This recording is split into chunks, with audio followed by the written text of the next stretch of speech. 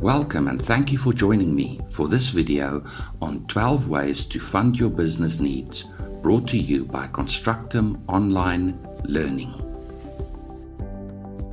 Not all businesses need to access capital, but most businesses will at various stages need capital to fund business needs.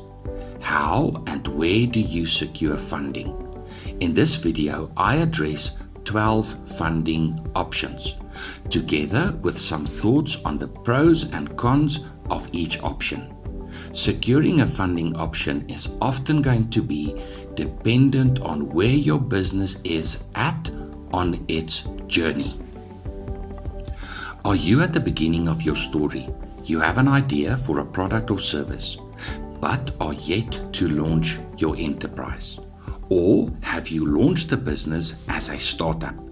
You might be further down the road. You have a business with something approaching a track record of successful trading, spanning a few years. Perhaps your business has been operating for some time. Up to this point, business growth has been organic, but now you want to expand your business with a view of accelerating growth. Personal savings. You are your business's first investor. Most businesses start with an entrepreneur investing in their own business. Have you applied the self-discipline of saving? If up to now you've been employed with a salary, but you have zero savings, then you really need to ask yourself this question: do I have the self-discipline to be an entrepreneur? When you become an entrepreneur, you are the main peanut in the bucket, the big boss, but also the only one to pack out the boxes and sweep the floor. Everything is going to be up to you. Entrepreneurs invariably invest much of their own money to launch a business. If you are considering entrepreneurship but are currently employed, consider developing the habit of monthly saving first. Build up a nest egg and prove to yourself that you have the capacity to sacrifice today for a better tomorrow. Personal debt. I know of some entrepreneurs who maxed out their credit cards and overdraft facilities to launch a business, and some have been very successful. In other cases, things have gone very wrong. Unfortunately, banks and retailers are all too eager to extend credit, and particularly to people earning a salary. In a recent radio advert, a local bank promised to approve your credit application in under 2 minutes. Really? Does it only take 2 minutes to make a decision, the consequences of which stay with you for many months or even years? My late father used to say, everything is okay whilst everything is okay. But when things go bad, have you ever tried to get funding from a creditor as an entrepreneur with a poor credit history? The world of creditors is a very unforgiving place. Think twice before using personal debt to fund your business. Family and friends. Youth unemployment is a global problem. Locally, some sources claim that almost 35% of young people cannot find a job. Starting a small business is an alternative well worth considering. Many parents will consider investing some money into a new business venture. Investing is one thing. Signing surety for a loan to start a business is an altogether bad idea. Just don't do it. But what if your family or friends are just as broke as you? What alternatives could you consider? Here's an idea.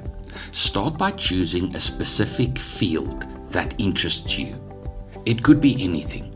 Let's say you're interested in manufacturing.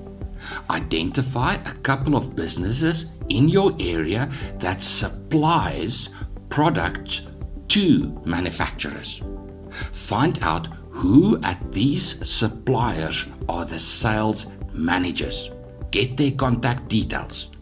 Learn all you can about their product and then go and ask them for an opportunity to become an agent selling their product to customers on a commission basis. Don't ask for a job. Offer a risk-free solution to their problem. They only need to pay you when you sell their product. You will benefit in the following ways. You will be able to earn some money to launch your business.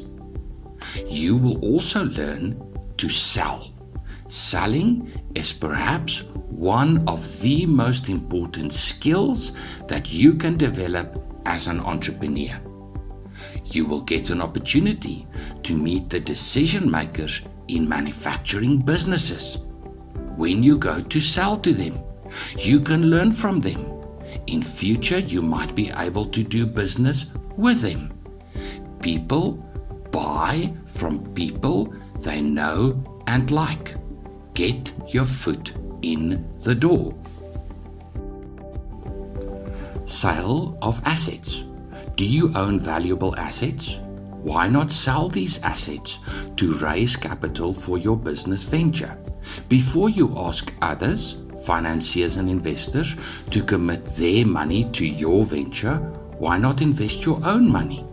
Sell your Beamer and buy a Datsun Go so you can get your business to, go. Entrepreneurship always demands sacrifice. Cash in your retirement fund. To many people, the money in their retirement fund is the only cash lump sum that they ever accumulate. Most people have no other savings. But before you decide to cash in your retirement fund, please meet with a qualified financial advisor who can lay out the tax implications now and in the future of this decision. But there is a bigger issue here. If forced savings, your retirement fund monies, is your only savings, then you are simply not ready to become an entrepreneur. Sorry, it is just so. Find another way. A business loan. Financiers have a rear view mirror bias. The only way in which a financier will extend a loan to a business is if that business has some type of track record. Financiers look to the past, a business's track record, to predict the future, the ability of the business to pay the debt. That's the bad news. The good news is that it's never been easier to build a track record of successful trading. Recently, I was approached by a street vendor selling fruit at my car window. I told him that I had no cash on me, but that didn't stop him. He simply ripped out his smartphone that doubles as a point-of-sale device and informed me that he can accept card payments. Thank you very much.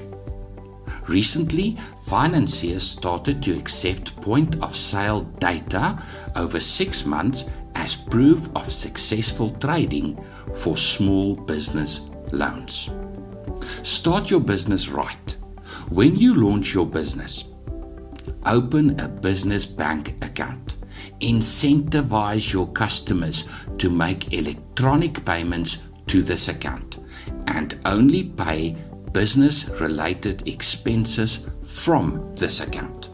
Some financiers will accept 6 months business bank account statements as proof of successful trading for smaller business loans. Purchase order finance. Salespeople. I love salespeople. Many entrepreneurs started out as salespeople in specific industries. Let's say you started out as a salesperson for a supplier of medical consumables to clinics and hospitals. Over time, you develop a deep understanding of the products and the needs of buyers, and eventually decide to venture out and start your own business distributing similar products. You know the industry and can secure purchase orders from buyers with whom you have long-standing relationships. But you don't have the capital to secure large consignments of goods to fill the purchase orders. Purchase order finance is the solution. A financier agrees to fund the transaction provided that the buyer is reputable, that the product does not represent significant performance risk, and that the supplier is a trustworthy supplier. This is a great way for a small business to do business with large buyers. Supplier credit line. Let's say you are that former medical consumable sales rep I just discussed a minute ago. Over time, you trade using purchase order finance to fund your transactions. The value and frequency of your orders steadily increase and makes suppliers take note of you. Not only can you start to negotiate better prices from your suppliers, but some suppliers may even be prepared to offer you payment terms, a line of credit, which allows you to secure a consignment of goods and only pay later. It's a free type of financing. Asset finance. In the financing industry, we have a running joke that if it has a serial or registration number, then we can finance it. Asset finance is, the financing of an asset, something the business uses to produce its product or deliver its services.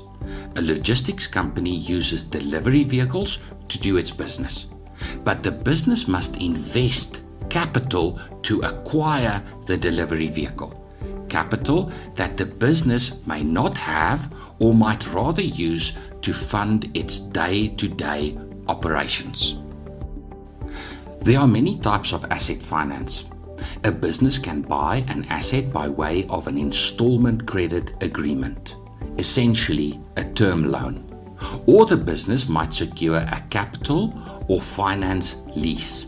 Your accountant will be able to advise which of these options is best. To secure asset finance, a business will need to provide the financiers with a full set of financial statements over at least 2 financial years, reflecting good financial results. An alternative to asset finance is a pure rental agreement. A business can rent an asset. Renting a computer is a good example. But there are many different types of assets that can be rented over terms as short as a day to longer terms over months and even years. Trade finance. A well-established business may supply a variety of products from many suppliers to an established base of corporate clients. Clients who demand payment terms. This type of business has a complex and often extended procurement process. Specialist trade financiers provide funding to large, well-established businesses by way of invoice discounting and factoring, in addition to a full set of financial statements over at least 2 financial years. financiers will want to see the business's debtors and creditors' age analysis. Property finance. How does a business become an asset of value for its owners? Well, the business must become a machine that generates income for its shareholders. It must become a machine that is both operationally and financially independent of its owners. A key prerequisite of financial independence is that the business must develop its own asset base. Not the type of assets I spoke of before when I addressed asset finance. Those assets invariably depreciate over time. The type of asset I'm talking about now is appreciating assets, most often commercial property. Commercial property finance allows a business to develop its own asset base and reduce its dependence on a landlord.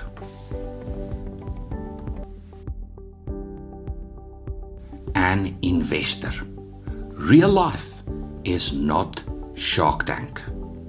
Michael Jordaan, the former Chief Executive Officer of First National Bank, is the co-founder of a recent startup, Bank Zero.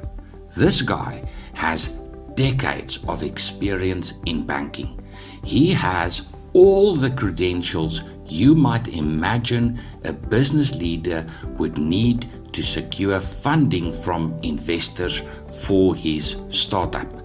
But even for someone as reputable as Jordaan, it is a battle to secure funding from investors. Why? It is a battle because you are competing not only with many other entrepreneurs vying for the attention of investors, but you are also competing with a universe of diverse investment opportunities. You must present an investment opportunity that promises great investment returns, far exceeding what conventional investments offer. A business at the early stages of development is unlikely to have much in the form of assets. Consequently, investors will want a majority ownership stake in exchange for their investment. Do you want that? You became an entrepreneur because you don't want to report to a boss. Do you now want a majority stakeholder to come into your business, a majority stakeholder who will want to call the shots? And when it's time for the investor to realize their investment, to sell out, what if they sell out to other parties you don't like or trust? Funding your business by way of investments is much more costly than funding your business by way of debt finance. And funding your business by way of investment might mean that you lose your business. However, there certainly are circumstances in which seeking investors would be a good plan. I know of a couple of young actuaries who came up with an ingenious way of managing risk for insurance companies. They started their own insurance company and proved the viability of the concept. Soon, a large insurance company bought their business, which made the two entrepreneurs a good profit. The reality was that they simply did not have the capital to bring their product to a wider market. Time will tell, but I expect that the large insurer will ultimately be the big winner with a lion's share of profits. Capital is like the seed that a farmer uses to cultivate a crop. After harvesting the crop, the farmer must decide how much seed he will consume to feed his family, how much seed he will sell for a profit, and how much seed he will preserve for the next planting season. Money is like seed for your business. What have you done with your seed in your personal and business life? Do you, as I find many entrepreneurs do, withdraw all the profits from your business in good times? Or do you retain some seeds for the next planting season? When financiers and investors consider the prospects of your business, the most important financial statement they look at is your cash flow statement, because it is here where they will see what you do with your seed. Thank you for watching. Please subscribe to the Constructum Online Learning channel. You might also be interested in a recent series that I launched entitled You Don't Need a Business Plan to Secure a Financing Solution for Your Business, which you can find on my channel. I will include a link in the description. Good luck with your business.